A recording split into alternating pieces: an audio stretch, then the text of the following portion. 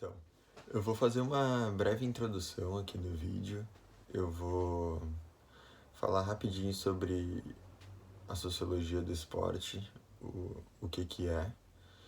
Eu vou falar brevemente também sobre o livro que a gente está utilizando como material de pesquisa para estudar.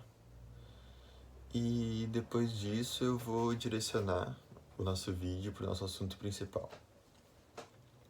Então, sobre a sociologia do esporte. Ela é uma subdisciplina da sociologia, considerada uma área relativamente jovem na América Latina e com características notadamente interdisciplinares. E sobre o livro. O livro, Introdução à Sociologia do Esporte, ele foi publicado em 2019 e traz várias possibilidades para refletir sobre o esporte pela perspectiva sociológica. Mas, além disso, ele desempenha, acima de tudo, finalidade pedagógica, pois oferece subsídios para que os estudantes, pesquisadores e simpatizantes adentrem nessas discussões com uma base que alia a teoria e a prática para pensar o esporte e as manifestações corporais a partir do olhar sociológico.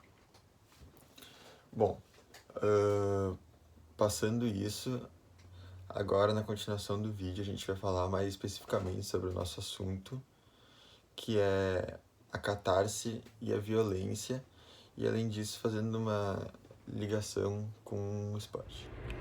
Bom, a catarse é um conceito filosófico que significa limpeza e purificação, mas isso é um sentido muito amplo, então a gente acabou dividindo por diversos outros tópicos. A catarse na filosofia, primeiro tópico. Para o filósofo grego Aristóteles, o conceito de catarse, retratado em sua obra Arte Poética, representava a purificação das almas. Ela ocorria através de uma grande descarga de sentimentos e emoções, provocada pela visualização de obras teatrais, tragédias ou dramas. Quando o público entrava em contato com a linguagem poética, a plateia era capaz de captar tais emoções, terror, medo e piedade, e assim liberar-se das suas próprias. Catarse nas artes. A catarse nas artes corresponde à sensação de limpeza, leveza, renovação e purificação que o ser humano atinge quando entra em contato com alguma obra artística. Podemos citar a pintura, a música, o cinema, o teatro, a dança e etc. Em outras palavras, a catarse nas artes representa a liberação da tensão emocional e que proporciona fortes emoções além do sentimento de alívio. Agora, a catarse na literatura. A literatura é a arte das palavras e, da mesma maneira que outras modalidades artísticas, ela transmite a sensação de purgação ou purificação provocada pela catarse. Assim, quando lemos algum texto literário que nos causa demasiada emoção e reflexão, podemos ter sido tocados por um processo catártico. A catarse na pedagogia e na educação. O processo catártico ocorre quando os estudantes absorvem e adquirem instrumentalização necessária para agirem como cidadãos, bem como refletirem sobre suas práticas sociais. A catarse na religião. A catarse é um conceito também observado em diversas religiões. A grosso modo, representa a purificação da alma, a libertação de todos os pecados e a comunhão de Deus. A catarse na psicologia e na medicina. Na psicologia, a catarse é um conceito que está intimamente relacionado com a liberdade e a cura dos traumas, medos e doenças. Já na medicina, a catarse está associada às funções do sistema digestivo, sendo um termo utilizado para indicar o esvaziamento do intestino através da evacuação. A catarse para Freud.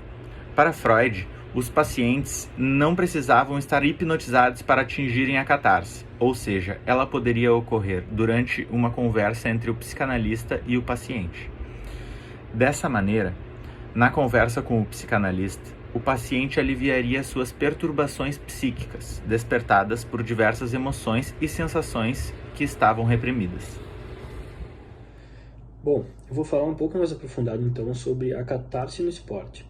A catarse no esporte não é nada mais nada menos do que a purificação pela descarga emocional. E isto podemos ver sempre muito presente nos esportes, seja nos atletas pelo peso de uma partida, ou seja no torcedor, pela ansiedade de ver o seu time sair vitorioso. Após um final de jogo, quando a equipe consegue se sagrar campeã de um campeonato, consegue uma vitória muito importante, é normal ver jogadores se jogando no chão chorando e abraçando uns aos outros, celebrando a vitória. E no futebol especificamente, a gente vê no torcedor uma pessoa que por 90 minutos ela se desliga do mundo, esquece dos problemas pessoais, esquece os problemas do emprego, esquece de basicamente tudo e se concentra em 22 jogadores dentro de uma quadra de grama. E ele fica vibrando com o time, ele chora com o time, ele vira basicamente o reflexo do time naquele momento. E em todos esses momentos ele sofre a catarse pelo time. E isto em todos os momentos, seja a ameaça de eliminação ou o horror do fracasso, e toda essa liberação emocional é necessária para o ser humano. É como se fosse a religião se instalando no esporte, e ela simula a contemplação e a gratificação. E o jogo devolve tudo que há de incerto e vivo. No torcedor, é algo fora do normal que acontece, pois no dia a dia dele, o time ser campeão, ganhar ou perder, não vai mudar nada na sua conta no banco, por exemplo, não vai mudar em nada. Pelo contrário, muitas vezes eles perdem gastando em ingressos, em chapéus do clube, em camisetas do clube ou em qualquer itens do clube. Mas o clube, para ele, se torna uma razão para ele viver. É algo com que queira que ele viva para poder ver e celebrar cada dia mais. Resumindo, então, basicamente, a catarse no esporte é todo sentimento sentido e sofrido, seja ele pelo atleta ou pelo torcedor, trazendo cargas emocionais boas ou ruins, mas que são necessárias para esta pessoa se conectar com algo e também conseguir se conectar consigo mesmo. O conceito de violência é ambíguo, complexo e implica vários elementos, posições teóricas e variadas maneiras de solução ou eliminação. As formas de violência são tão numerosas que é difícil classificar de modo satisfatório.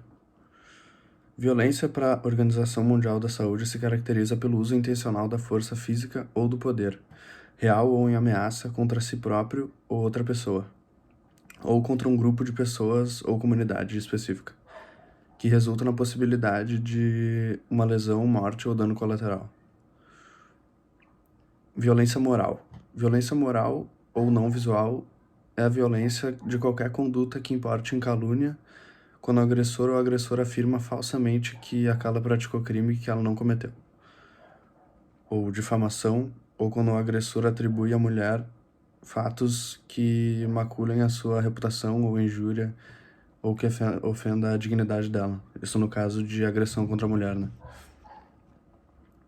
Violência física é qualquer conduta que ofende a integridade da saúde da pessoa. Violência psicológica é considerada qualquer conduta que causa dano emocional ou diminuição da autoestima, que prejudique e perturbe o pleno desenvolvimento de alguém ou pretenda degradar ou controlar as ações ou emoções, comportamentos da pessoa. Violência patrimonial é entendida como qualquer conduta que configure a retenção ou subtração dos objetivos ou dos bens, instrumentos de trabalho de alguma pessoa, como documentos, propriedades, qualquer coisa desse tipo. Qualquer coisa, recurso econômico, qualquer coisa desse tipo. Aí agora falando um pouco sobre a violência no esporte. A violência no esporte, ela é qualquer coisa relacionada ao uso da força física ou do constrangimento psicológico para obrigar alguém a agir de modo contrário ao que ela gostaria que eu fosse, dentro do ambiente esportivo. Isso pode ser feito ou pelos praticantes dentro de um time, por exemplo, de um time adversário, ou pelos espectadores, né, a plateia que está assistindo um jogo, por exemplo, se for um jogo. Infelizmente, a violência no esporte existe em todas as formas, né, sendo física, psicológica, verbal. E esses tipos de violência abrangem todos os grupos, né, sendo os torcedores, os jogadores, policiais, que às vezes têm que separar alguma briga, algum desentendimento, autoridades que se envolvem com violência física, verbal e psicológica dentro do esporte.